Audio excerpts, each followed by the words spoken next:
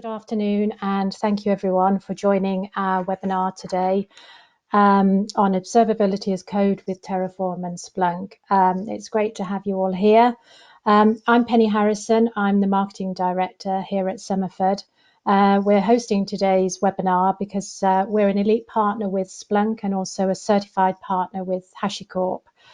So I'm pleased to introduce on the call today John Boero, who's from HashiCorp, and also we have Robert Castley from Splunk. Thank you both for joining us and taking us through this webinar this afternoon. So I think without further ado, I'll pass across to John, who's going to probably introduce himself a bit more detail and take us through the agenda for the webinar for the next hour. My name is John Boero. As Penny said, I'm Partner SE or Channel SE for HashiCorp for EMEA, meaning I get to enable our partners on our tech. I also arrange certification and work with our alliances team, which is integrations like the Splunk integration as well. So I'm happy to go over this brief overview of Terraform. For this case, we're going to actually show one of our products and how you can use Terraform to stand up the Splunk bits behind it. Admittedly, myself, I'm not a Splunk expert. I do get the integrations between the HashiCorp products and Splunk, though. So a brief introduction and talk about infrastructure as code, and in this case, observability as code. Terraform is a tool, right? It's one of our products that you will use as needed, almost like a hammer. You're not going to have a Terraform running constantly. You're going to have Terraform really deploying your code and making changes to your infrastructure on the fly. The latest release, latest major release, I should say, 0.13 was just a few weeks ago now. And I'll just give a brief overview if you're already familiar with Terraform, what was new. Why observability matters, right? Because HashiCorp is not an observability platform. Terraform is not going to aggregate your logs or kind of present everything in a single pane of glass. It's going to rely on external tooling for that. Okay. Also, that leads into observability as code. So standing up an infrastructure of Splunk with a Terraform code in a multi-cloud approach, right? And then just briefly at the end, I'll cover the rest of the products that we offer as well. Okay. My background is I was a customer-facing engineer at HashiCorp for my first year. I've been now here 3 years. I am, don't let my accent fool you. I am from Chicago. I'm from the US. My wife is British, so I've been here almost 6 years now. But I do the enablement, as I said, on 4 of our enterprise products and unofficially for the open source offerings as well, which I'll discuss at the end. And I live just south of London, near Wimbledon. Okay, so what is Terraform? Why provision infrastructure as code? Now, everybody that's tried to adopt cloud or started to adopt cloud realizes the approach of cloud vendors, cloud CSPs, I guess, so providers will actually generate a real nice, a real nice user experience. They'll give you a point and click interface to stand up what you need. And that works well for learning, but what happens when you need to have things reproduced, right? You need to have a team collaborating on an infrastructure in the cloud. So Terraform unites this, puts it all in one single framework. So the Terraform itself is not a language. Terraform uses HashiCorp configuration language, the syntax that we created, which is kind of a hybrid of JSON and Go. And when you use it, you can use the same kind of code style to write deployments for AWS, for GCP, for Azure, or even for an on-premise environment like VMware, or a heterogeneous environment like a mixed Kubernetes platform, right?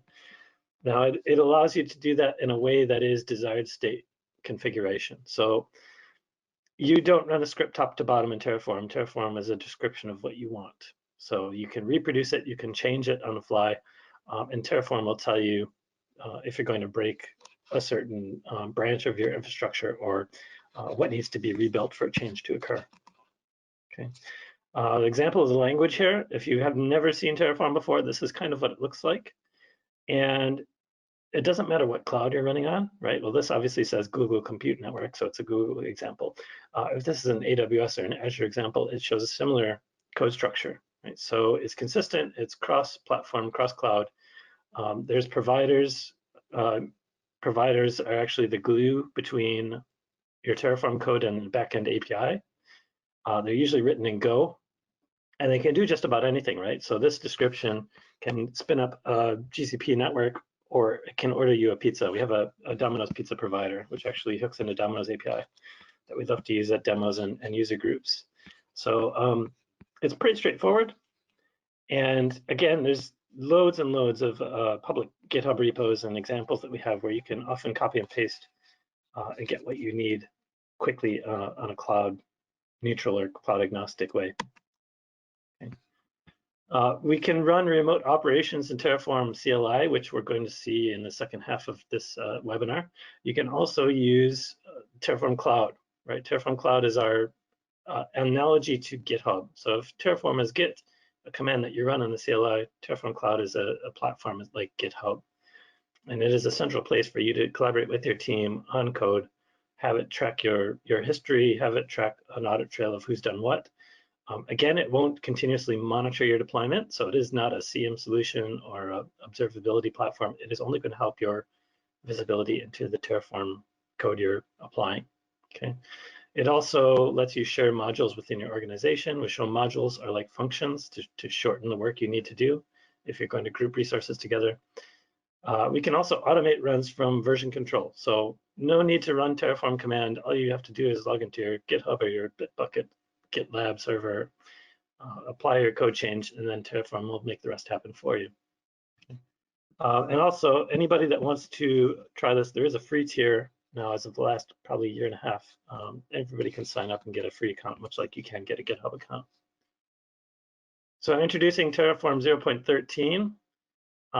0.13 is still using our HCL HashiCorp configuration language version 2. So there's no major changes in the language front, but we do have a few additional features if you're an advanced user and you've dealt with multiple modules in a complicated environment. We now have some extra features to manage that. So we have a count, so you can quickly scale out or do, 1 deployment or 10 deployments just by changing a number.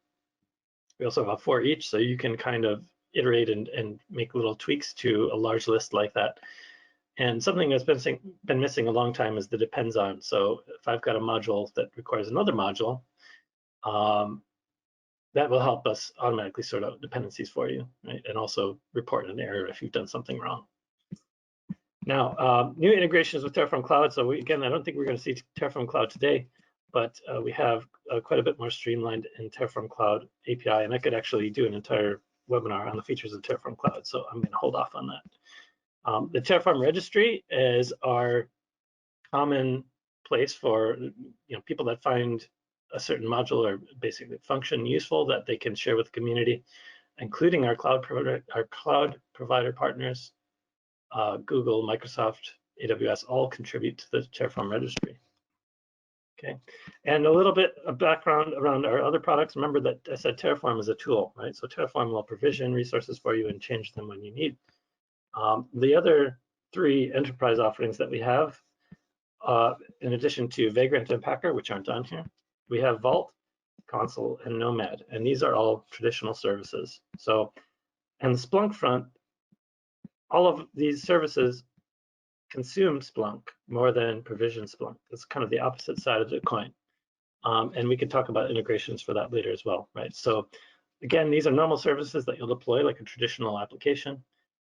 They are happy to spew out all the logs in detail you want, but they're not going to alert you when something goes wrong.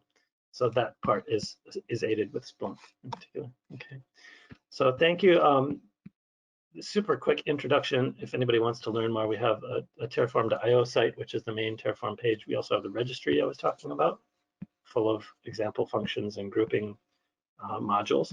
And we have our Learn platform, learn.hashicorp.com/Terraform, and that applies to any of our products as well. Okay. Thank you. And yeah, not to take up too much of Robert's time, I think I'll wrap it up there for now.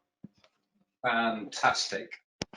So welcome, good afternoon, everybody. Thank you for joining, and thank you to Somerford Associates for allowing me to present today. So who am I? My name is Robert Castley. I'm a staff sales engineer for EMEA. I have been with SignalFx, and I'll come on to that bit in a minute, for over 2.5 years. SignalFx was acquired last October by Splunk for $1 billion to help them build out their observability platform. Previous to that, I spent over 10 years in the synthetic and real user monitoring space, along with a little bit of load testing as well. So I was focused on the front ends back then, and then I decided I wanted to jump in and take a look at all the back ends. So basically get into the engine of everything that powers everything that we do today. I've been a sales engineer now for over 25 years, so that makes me 32. And I'm a hacker, not a programmer, and I adore open source technology. So Terraform is a tool that I've been using on and off for quite some time myself. So it's a pleasure to be able to present this to you all today. So I'm just going to run through what is SignalFx, what is observability as code, the SignalFx and Terraform integration. I'm actually going to do a quick live demo, and then we can jump into our Q&A round at the end of that. So like I said, Splunk acquired SignalFx back in October 2019. Just after they acquired SignalFx, they also acquired a company called Omnition. And Omnition are in the microservices APM space. So this is all about open tracing, open telemetry, which is now becoming the de facto standard for getting application performance metrics out of your microservices-based applications. Splunk is now the single largest contributor to the open source project called OpenTelemetry. You can read more about that at opentelemetry.io. But now, today, Splunk can offer the 3 pillars of observability, and that is metrics, traces, and logs. So that's a little bit about the SignalFx platform. It is a real-time cloud monitoring and observability platform. It can handle massive scale. It can handle high cardinality and high ephemerality as well.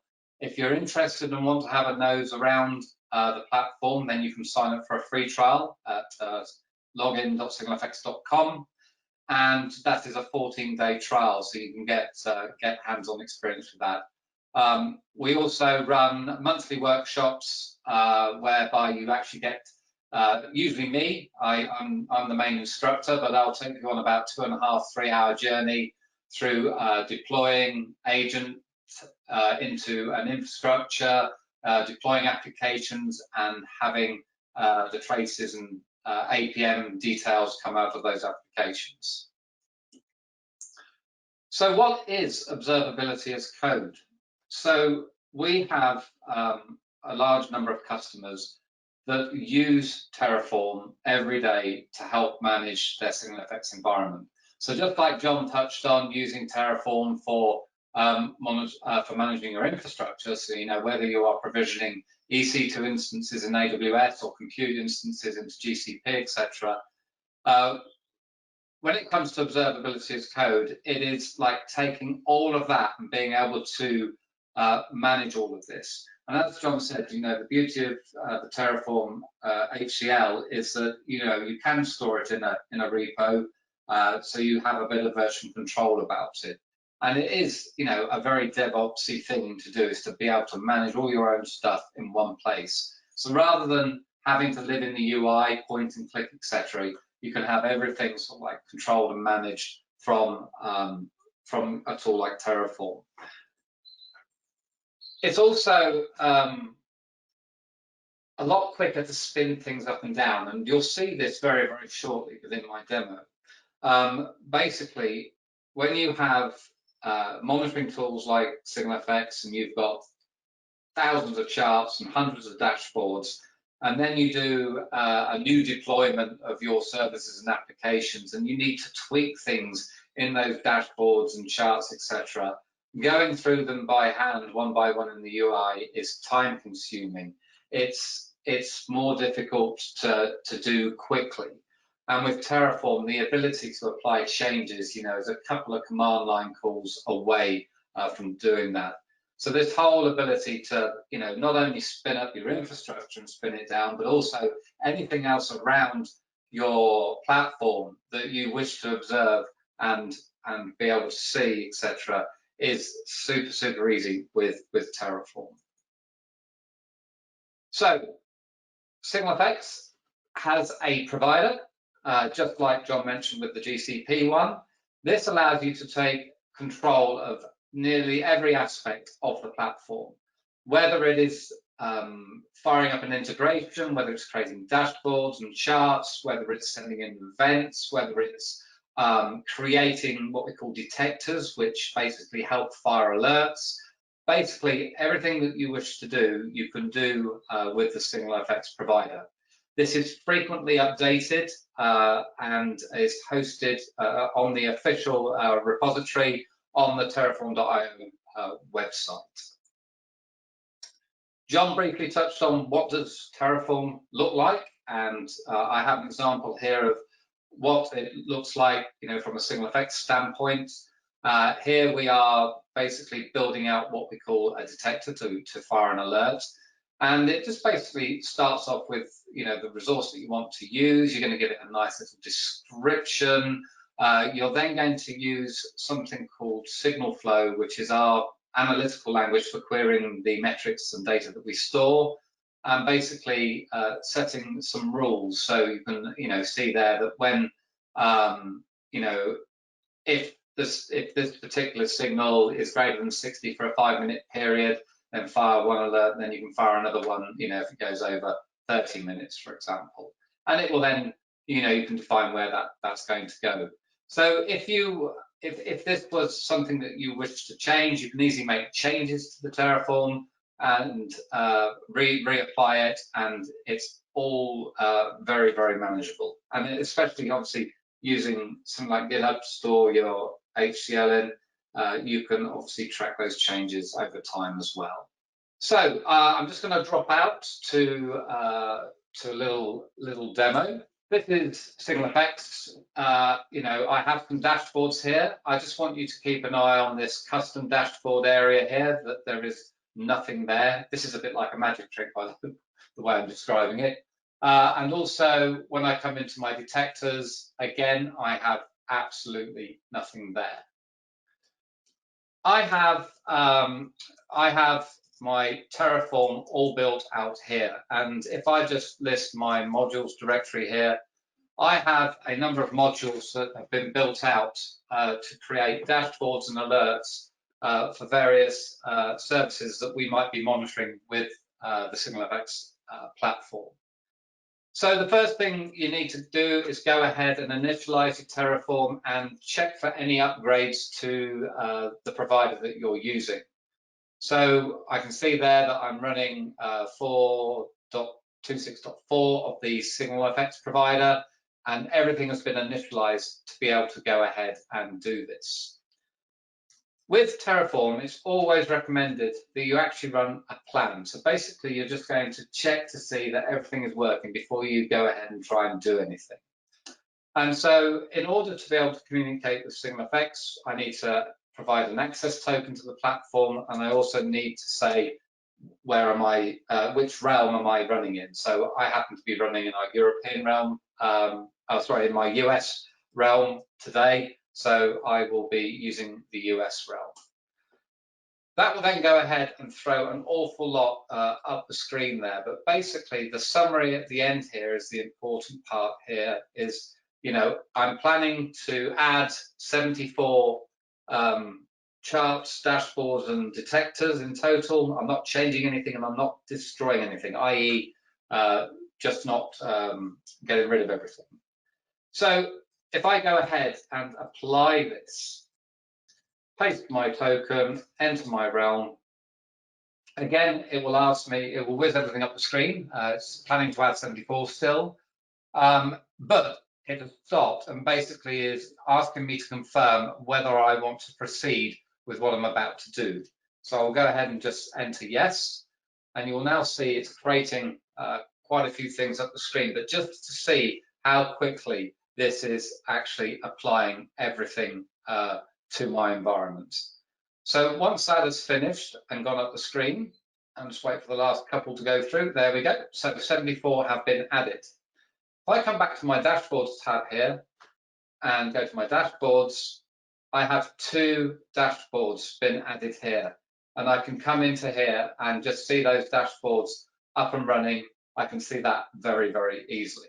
Again, with my alerts, I can come into my detectors here and just make sure that I've got all my detectors, and I have all these new detectors in here, and I have already got one that's already now firing out alerts already in the short time. So beforehand, I didn't have any detectors, therefore I wasn't getting any alerts, but that's already gone ahead and happened.